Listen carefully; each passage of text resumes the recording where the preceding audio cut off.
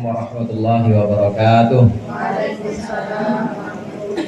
Alhamdulillahilladzi hadana li hada wa ma kunna linahtadiya laula an hadanallah.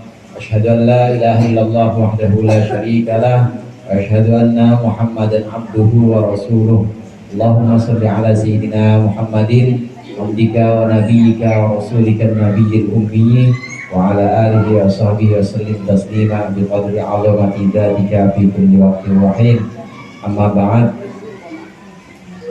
Jidah beserta umat yang saya sayangi, Umi dan segenap jamaah Majlis Ta'lim Nurul Anam, wabil khusus Ketua Majlis Ta'lim Ibu Nurul Hilaliyah atau Bu Hilai.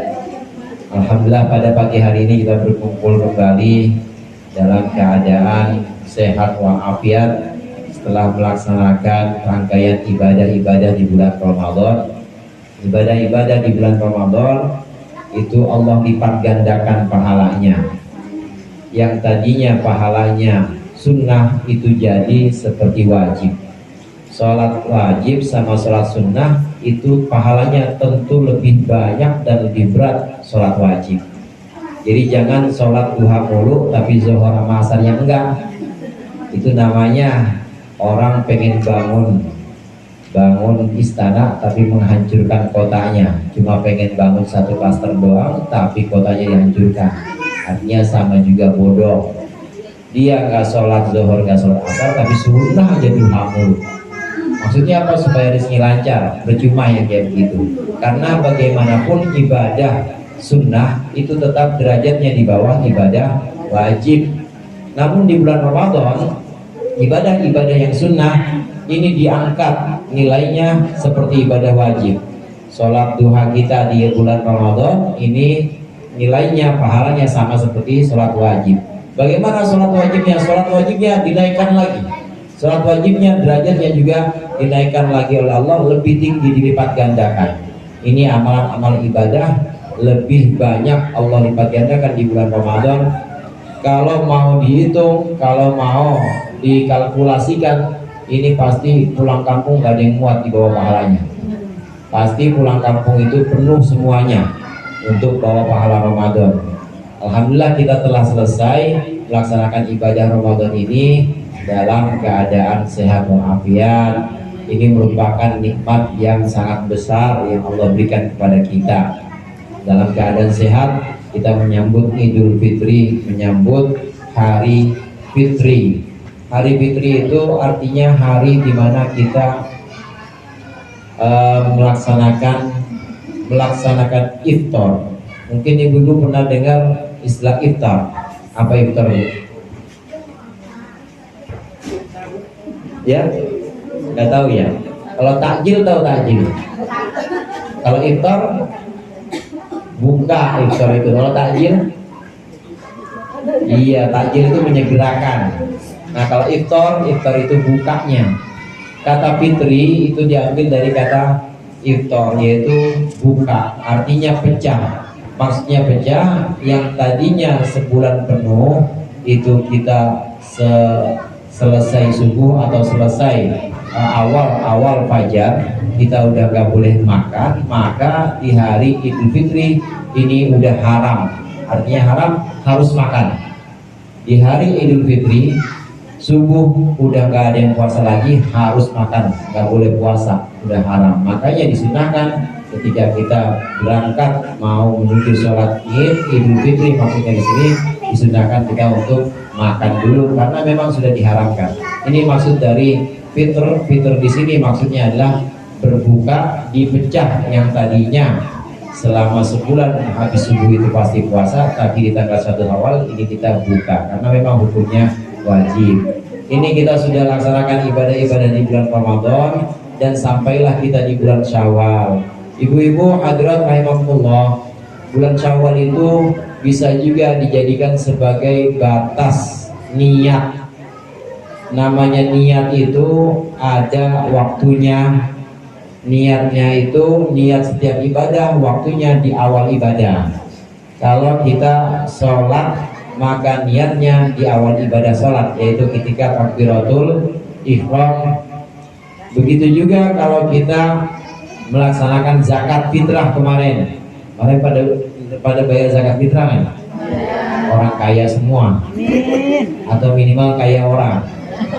Fitrah itu menunjukkan bahwa di malam Idul Fitri dan juga Lebaran itu orang gak ada yang kekurangan. Kalau semuanya memberikan zakat, ini berarti satu tolak ukur bahwa orang muslim saat itu semuanya terjamin makannya. Artinya untuk makan malam hari raya dan juga makan hari raya ini sudah dijamin ada. Orang yang punya kelebihan dari jaminan makan yang ada di malam hari raya dan juga di hari raya Idul Fitri satu hari, maka dia wajib mengeluarkan zakat fitrah. Makin banyak yang mengeluarkan zakat fitrah, ini berarti makin terjamin bahwa semua orang Islam itu makannya di malam takbiran dan juga di hari raya ini terjamin. Kenapa harus terjamin? Karena namanya hari raya. Kalau hari raya itu berarti semuanya harus senang, semuanya harus bahagia, jangan sampai ada yang kelaparan. Karena dari syiar atau dari tanda-tanda bahwa itu adalah hari raya, hari yang memang besar dan juga momentumnya dirayakan banyak orang, itu diantara ciri-cirinya adalah kebahagiaan seluruh orang. Karenanya di hari raya Idul Fitri ini, di hari raya 1 Syawal yang kita kenal dengan hari Lebaran, ini semua kita diwajibkan bayar zakat fitrah. Ketika bayar zakat fitrah, niatnya di awal waktu kita menyerahkan itu, berasnya udah ada, maka kemudian kita menyebutkan nawaitu an ukhrija, aku niat mengeluarkan zakat fitrah untuk diriku dan untuk keluarga yang aku tanggung fardu karena Allah. Jadi niatnya itu ada di awal. Nah, terkait dengan bulan ini, bulan Syawal namanya, bulan Syawal ini bisa dijadikan sebagai mikot atau batas waktu untuk niat. Memang secara fikih niat haji sudah bisa dimulai waktu bulan Syawal karena sudah masuk mikot zamani atau batas waktu. Bagaimana dengan yang lainnya? Dengan yang lain tidak. Terkait dengan pengajian kita yang ingin saya sampaikan di sini.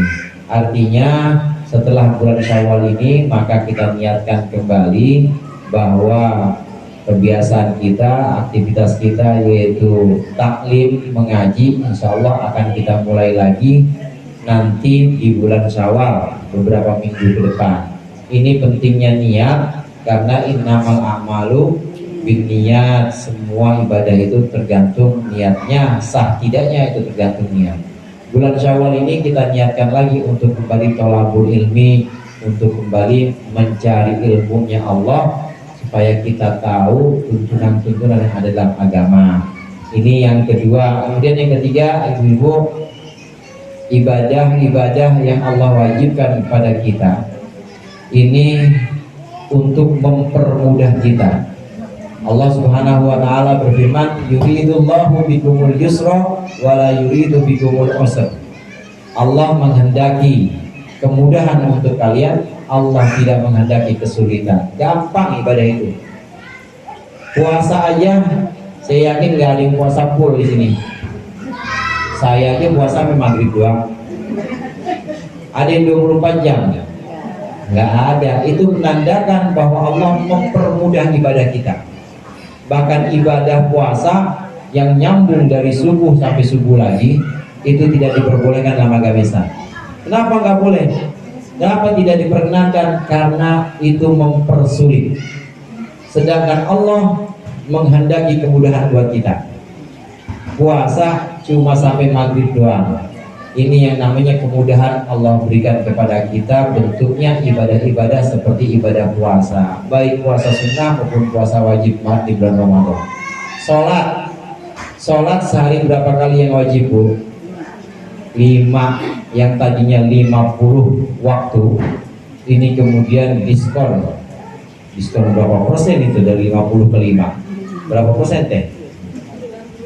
90% diskonnya. Yang tadinya 50 waktu ini jadi 5 waktu. Kenapa demikian? Yuridullahu bikumul yusra wala yuridu bikumul usra. Allah menghendaki untuk kalian kemudahan. Sholat yang diwajibkan kepada kita umat Nabi Muhammad hanya 5 waktu yang kita tahu waktunya itu waktunya sudah Allah tentukan, dan 5 waktu ini juga kita laksanakan sangat mudah juga. 4 rakaat zuhur, asar, isya. Ada nggak yang ngerjain sholat 4 rakaat setengah jam? Saya tanya. Enggak Ustaz, sih mah namanya sholat dari kecil udah hafal saya mah. Jadi ngebut aja. Itu menandakan juga bahwa Allah menghendaki kemudahan buat kita. Nggak ada yang susah, nggak ada yang sulit dalam agama itu. Allah menghendaki kemudahan. Puasa ya cuma sampai maghrib aja, nggak ada yang namanya puasa 3 hari berturut-turut nggak makan, nggak ada. Sholat juga ya cuma 5 waktu, itu sekali sholat ya paling 2 menit. Gampang ibadah. Zakat setahun sekali doang. Nah kalau yang tiap hari namanya bukan zakat, sedekah. Itu boleh kasih, boleh enggak, boleh kasih ondel-ondel, boleh kasih tukang minta-minta, boleh kasih siapa aja, namanya sedekah bukan zakat. Kalau yang zakat wajib cuma setahun sekali.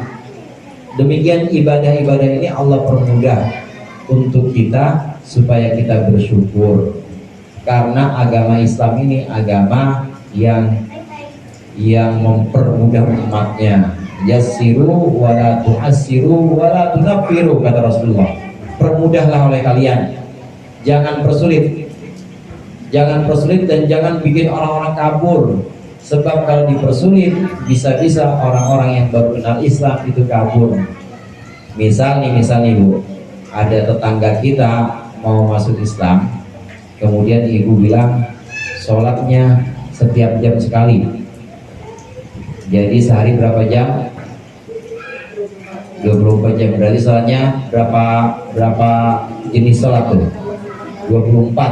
Kira-kira orang itu mau masuk Islam nggak tuh? Oh enggak. Ya kapan nariknya gua? Kapan urusan nama PRT? Kapan urusan nama yang lain nih? Nggak ibadah-ibadah. Ini dipermudah oleh Allah. Cuma 5 waktu. Dan kalaupun nggak bisa, belum bisa bacaan-bacaannya, belum bisa rukun-rukunnya, udah ikutin aja. Datang ke masjid, imam angkat tangan. Imam baca Fatihah, dengerin aja, ini amin. Emang boleh seperti boleh kalau baru masuk Islam. Nah kalau ibu mah juga Islam dari perut kan ya, udah belajar lama, belajar ya madrasah, ya di pengajian, di pondok, pada belajar. Nah, maka lebih standarnya lebih tinggi karena memang sudah tahu. Tapi untuk orang-orang yang baru kenal Islam, kata Rasulullah, wala tunafiru, jangan bikin orang-orang itu kabur.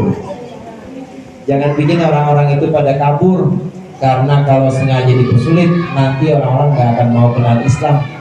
Justru mereka akan berlari menjauh dari Islam karena sulitnya tuntutan-tuntutan dalam agama Islam.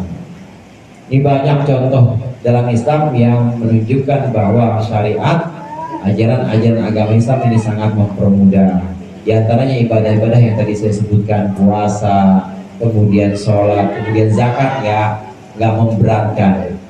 Termasuk juga yang sesuai dengan fitrah manusia. Fitrahnya laki-laki itu suka dengan apa Bu? Laki-laki dengan perempuan. Dalam Islam nikah boleh nggak? Boleh. Maka nggak ada istilah seperti dalam agama lain tidak menikah. Orang kalau pengen kenal Tuhan nggak usah nikah, nggak ada dalam Islam. Dalam Islam tetap diperbolehkan karena Islam ini juga mempermudah sesuai dengan fitrah, sesuai dengan kebutuhan manusia. Namanya manusia butuh makan boleh nggak dalam Islam? Boleh. Manusia butuh minum boleh nggak dalam Islam? Boleh. Dibatasin aja, kalau nggak makan nggak minum sampai maghrib. Manusia butuh menikah atau butuh teman hidup, istri atau suami, boleh nggak dalam Islam nikah? Boleh. Itu tanda bahwa Islam sesuai dengan fitrah, kemudahan-kemudahan. Nah yang terakhir, oleh karena Allah memberikan banyak kemudahan-kemudahan ini, maka hendaklah kita bersyukur. Sudah Allah pilih jadi orang Islam, sudah bersyukur kepada Allah. Sudah Allah tentukan kita ini lahir dari orang tua yang memang dari dulunya Islam. Nah bagaimana cara bersyukur kita? Cara bersyukur kita tidak cukup hanya melaksanakan ajaran-ajaran agama saja, tapi ditambahin, di-upgrade, dinaikin tingkatnya. Kalau kita bisa merawat Islam kita seperti Islam orang tua kita dulu, bagus. Tapi tambah lagi, bukan hanya merawat, tapi tambah lagi syukur kita. Ini kita kenali Islam dengan cara ngaji. Dengan mengenal Islam melalui pengajian-pengajian, maka kita makin yakin bahwa Islam itu agama yang paling sempurna. Dalam agama-agama lain tentu diajarkan kebaikan, bakti kepada orang tua. Dalam agama selain Islam diajari.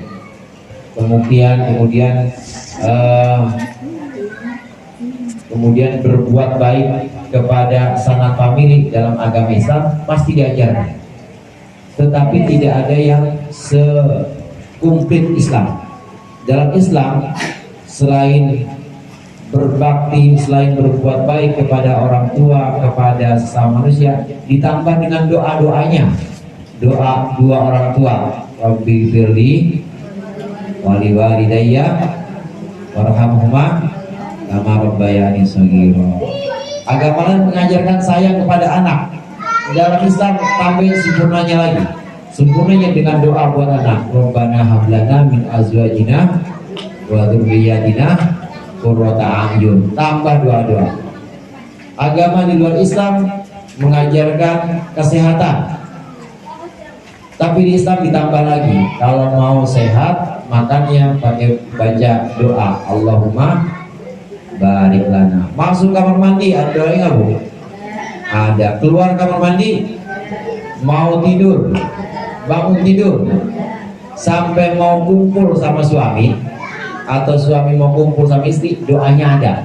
Itu menunjukkan agama Islam ini agama yang sempurna. Di dalam agama lain belum tentu ada, dan nggak ada itu yang namanya ajaran atau syariat mandi hadas besar, nggak ada. Kemudian berwudu, nggak ada. Islamlah agama yang paling sempurna. Ini bisa kita dapat keyakinan ini dengan cara ngaji. Makanya ngaji.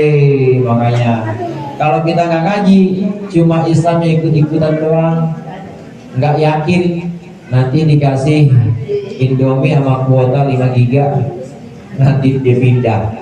Islamnya jadi hanya ikut-ikutan saja. Tapi kalau kita tahunya dari ngaji, maka kita makin yakin bahwa innad dina indallahil Islam, agama yang sesungguhnya di sisi Allah benar-benar Islam. Komplit pokoknya. Doa mulai dari kita bangun sampai di mata kita merem lagi, itu semuanya ada, dituntun oleh Rasulullah. Ini bukan agama yang sembarangan, tapi ini agama yang benar-benar dari Allah. Caranya kita bisa mengenal ini adalah dengan cara pengajian, dengan cara belajar.